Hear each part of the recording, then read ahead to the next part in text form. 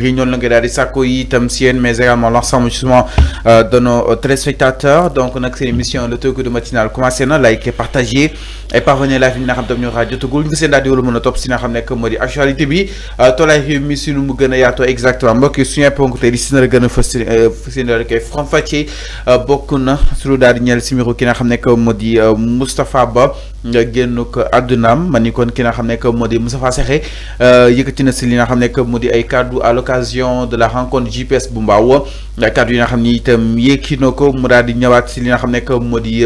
mairie daal di koy li nga xam nekk moo di xaw a jaxase si askan wi des na ko daal di faram-fàccee si nu mu gën a yaatoo peut-être contrairement ak li nga xam ni itam moom la procureur daal di yëkki woon suñu ay ponk itam si na la gën a fas bokk na si la sortie justement bu Maître El Hadji Diouf réagir nag par rapport ak wàllu wu ni mel di daal di yegg si itam si ki nga xam ne moo di Ousmane Sonko ak Bassirou Diomaye Diakhar Faye et les nouvelles mesures prises en conseil des ministres ni ki li nga xam ne moo di démb mbokki entre autres points qui font l'objet de nos discussions c'est une émission li nga xam ne moo di justement le talk matinal. Alors donc bienvenue à tous et à tous. Les Jacqueline Tourbé bonjour aussi Malick Claire Sambou bonjour à tous. Alors enfin ndaa door suñu waxtaan sans plus tarder par rapport ak li nga xam nekk moo di mbiru Moustapha Ba gisoon neen exactement une décision nous émanons justement du procureur ñu doon attesté révélé que ni li nga xam nekk moo di Moustapha Ba sa mort n'était pas du tout naturelle exactement. Alors ñu bëri di lijjanti raison yi ak pourquoi li nga xam nekk moo di lu nu mel naturelul seen anam la daal di génnee àddina entre autres au plus grand jour ñu gis la sortie justement de Moustapha Ba Moustapha Sexe génn ni il a été tué dans des conditions atroces. Enfin naka na ko daal di jàngatee concrètement. Oui, lu simple la ñu ñoo ko déggandoo démb ba mu koy wax foofu ci la jeunesse patriotique bu Mbao donc la JPS bu Mbao Moustapha Ndiack Sarré qui est le ministre d'État et aussi porte-parole du gouvernement kaddu yu mu yëkkati dama jàpp ni njuumte la dafa juum waaye dafa juum erreur de communication la je l'ai toujours dit ba mu waxee sax il y avait un responsable de Benno Bokk Yaakaar qui m'a appelé hier ne ma est-ce que déglu nga Moustapha Ndiack Sarré lu mu wax ma ne ko lan la wax boobu man jotaguma ci information bi boobu maa ngi soogay egg kër ga le responsable de Benno Bokk Yaakaar m'a appelé mu ne ma yow est-ce que dégg nga Moustapha Ndiack Sarré lu mu wax ma ne ko lan la wax mu ne ma xaaral ma envoyé la nga déglu lu mu wax après mu envoyé ma déglu lu mu wax foofu ci jotaay bu ma amaloon ci la JPS de Mbao. Après j'ai fait aussi dama dem directement ci page am vérifier aussi yeneen source j'ai trouvé que li ma envoyé le responsable de Benno Bokk Yaakaar effectivement ak li am c'est ça moom loolu la wax. Alors sama première analyse dama ne dafa def erreur de communication même bu fekkee dafa dem ci jotaay bu mel noonu jeunesse patriote bu Mbao woote mais am na lu mu war a wax am na lu mu warul wax parce que statut bu mu am farlu déglu bu baax li ma wax dama ne Moustapha Ndiack Sarré statut bu mu am tey waru ko permettre mu wax ci yenn yi bay wax ni que ci mort Mamadou Moustapha Ba même bu fekkee loolu moo am mais du moom moo ko war a wax parce que posture bu mu am ci état il est un ministre d'État et aussi le porte-parole du gouvernement c'est pas lui qui doit parler xam nga un citoyen peut-être un citoyen lambda mën na ko wax askan bi toléré ko ci loolu benn nit peut-être un simple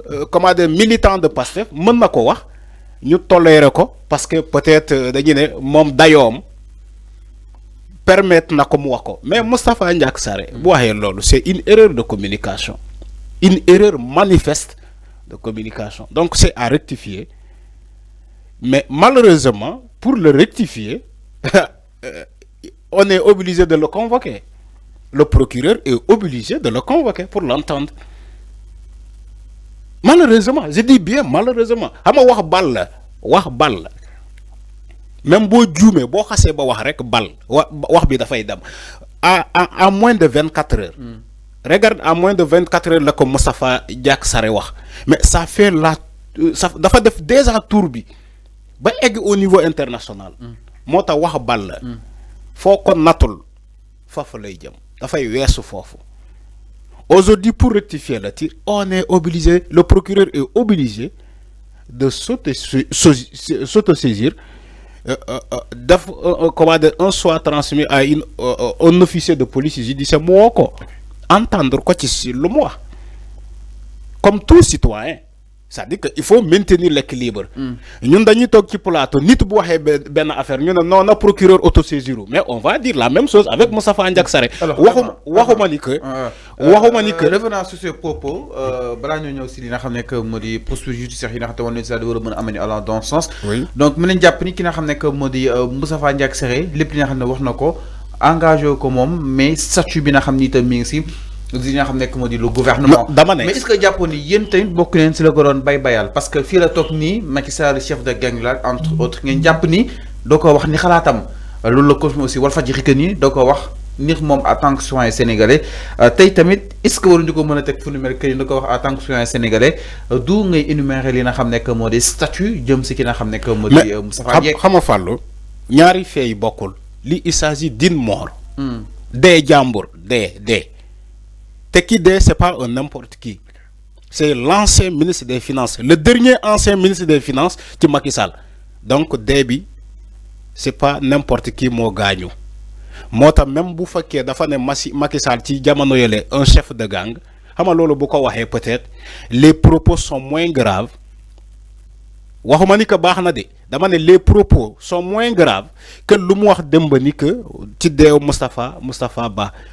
Moi mané la même bu féké dé bi deug la parce que procureur mo ñëk wax ni que dé bi dafa am lu ci laxaso motax même boko bo len xolé ça motax procureur tardé l'inhumation de l'ancien ministre des Finances motax ñu tardé son inhumation mais il y a des enquêtes sur ce dossier là chaque jour mo wax ko fi maintenant bu féké amna enquête Moustapha Ba Moustapha Sarré du mom moy wax lolu du moom mooy wax loolu parce que même bu mu doon wax demba je comprends ça peut se comprendre dafa mer ba futu ci le rapport de la Cour des comptes parce que bobu la jëk tambalé dafa wax ci rapport de la Cour des comptes bi ba yaramam tang amana mer bobu moko yobale mu dem directement plonger wu ci le dossier de Moustapha Diack Sarré qui est le dossier de Mamadou Moustapha Ba. Donc lolu erreur de communication bul top ça sa yaram parce que tang na da nga mer. Parce que wax mer la wax donc la personne il faut mesurer tes émotions ça émotion donc on va mesurer surtout buñ la né yow tu n'es pas n'importe qui parce que il n'est pas n'importe qui Moustapha Diack Sarré il n'est pas n'importe qui no mu mer warna mëna contrôler meram bi ba du plonger ci dossier bobu parce que dossier bobu ba légui ñu ci enquête donc waru kon laal non waru ko laal té aussi du mom mo wara wax ci lolu bay nan way il a été tué après il est revenu pour dire qu'il a posé une question mais dans ses propos on a vu ce qu'il a dit donc lolu franchement pour dire vrai c'est une erreur de communication. Erreur de communication. Alors mi ngi noonu di ñëwaat si li nga xam ne que moo di mbir mi jëm si kàddu yi nga xam ni itam Moustapha Diack Sarré yëkki na ko jëmale ko si Fatou ki nga xam ne que moo di Mamadou Moustapha Ba mu nekkoon ministre bi nga xam ni itam moom la daal di dénkoon koppar réew mi ak wàllu ko budget léegi-léegi dañ daal di ñëw si réaction bu ki nga xam ne que moo di Maître El Hadji Faye mbokk yi à la dernière minute aussi ñi apprendre que ni le célèbre comédien di ki nga xam ne que moo di Moussa Seck ñu gën ko xamee si ki nga xam ne que moo di Ndiawa Diagne bu série Xalisso moom itam mujj nañ ko daal di teg loxo moom ki nga xam ne que moo di Moussa Seck nag ñi dafa daal di détourné lu daal di toll si nga xam ne que moo di 8,8 millions suñu koppar mu ko doon utiliser un montage frauduleux lié aux aides de l'État pendant la pandémie benn enquête nag tijji nañ ko si nu mu gën a yaatoo si boobu de réseau de fraude te mu jamono ji nag donc yëf yi nag mi ngi en cours boobu de li nga xam ne